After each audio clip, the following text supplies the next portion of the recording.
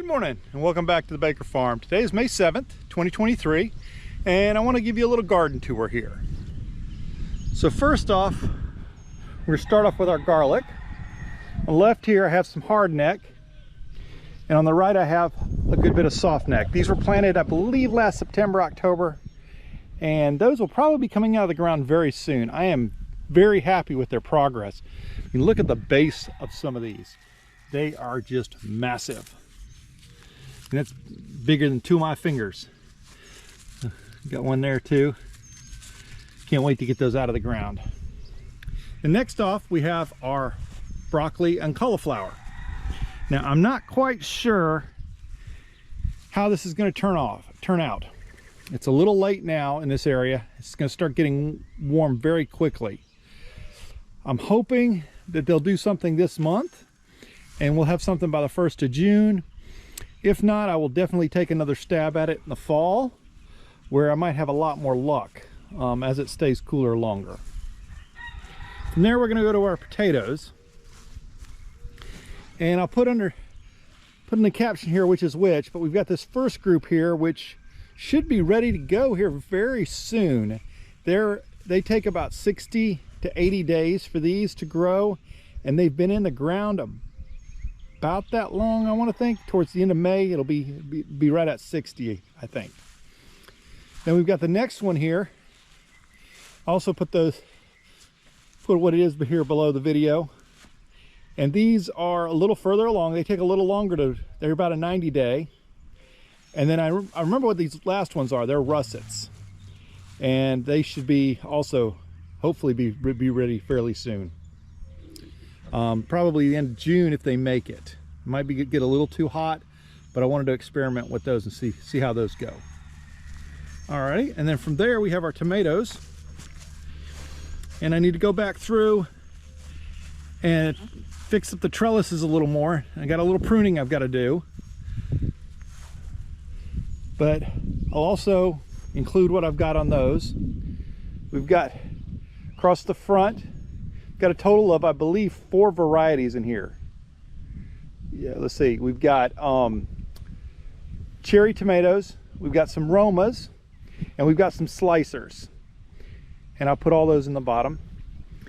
And then we also have some nasturtiums here to kind of help with the pests. We have some marigolds here as well. Same reason. Then over here I got another bed. Pretty much the same thing. Lots of tomatoes, and need to attach some up to the trellises here a little more, do a little pruning. But we've got some more marigolds, and we also have some nasturtiums over here as well. And they're looking very nice. Then our next bed here is our peppers, and they have finally started to grow up. I have some bells in here. I have some Chinese 5-color red, which are amazing. They go through 5 different shades of color over time as they ripen. And they're very hot. And then I also have some jalapenos. I'm looking for those. Now on this bed, I planted some more jalapenos and some basil about a week ago. So I'm waiting to see how those come up and when they come up. Now I haven't seen any yet poking out the ground, so we'll have to see how that goes and see if they're gonna germinate here for me quickly. And then my last bed here, this is where my old chicken coop was, and if you go to our chicken playlist, you'll see it. It was a hoop coop, and I tore it down, and because the chickens had been here for several years, I figured the ground underneath was going to be very fertile. So this first row here, and I'm also doing a little bit of an experiment. I've got some older seeds mixed in with some newer seeds. So I've got some sunflowers in these first 3 rows here. That first row there that you see that have germinated very nicely, those are the newest seeds. This second row here, I don't have anything. This third row, I don't see anything. Those are both fairly old. Those are probably 2 to 3 years old.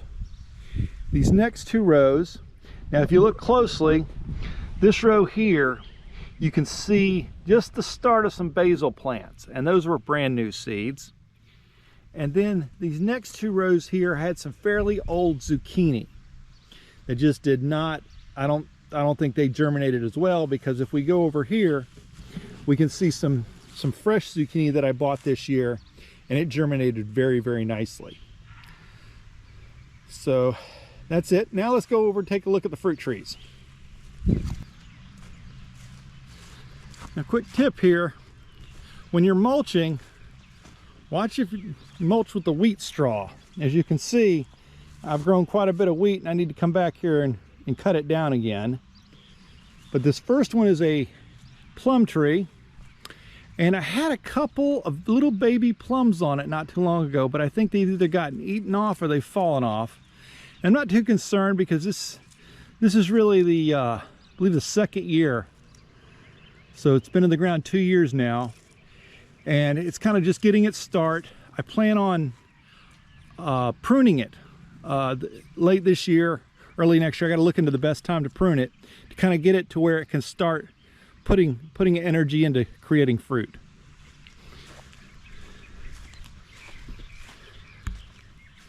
Then we've got this next one here who's also a plum tree. Once again, I've got the wheat problem. Oh, and there's a plum right there.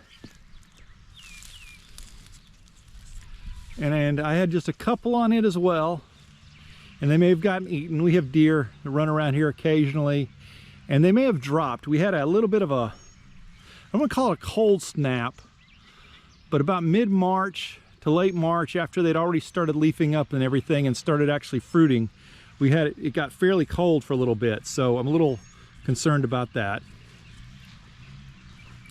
And then this next one over here, which needs a lot of pruning, once again, I'll probably do it at the end of this year or early next year, depending on the best time to do it, is our peach tree. And now this thing was full of peaches right before that cold snap, and then it dropped most of them, but there are a few. I've got one right here. You can see it, and I think I've got another one. There's another one in there. There's one there, but it's got a bug got a hold of it. So there may be a couple more in here somewhere. Oh, there.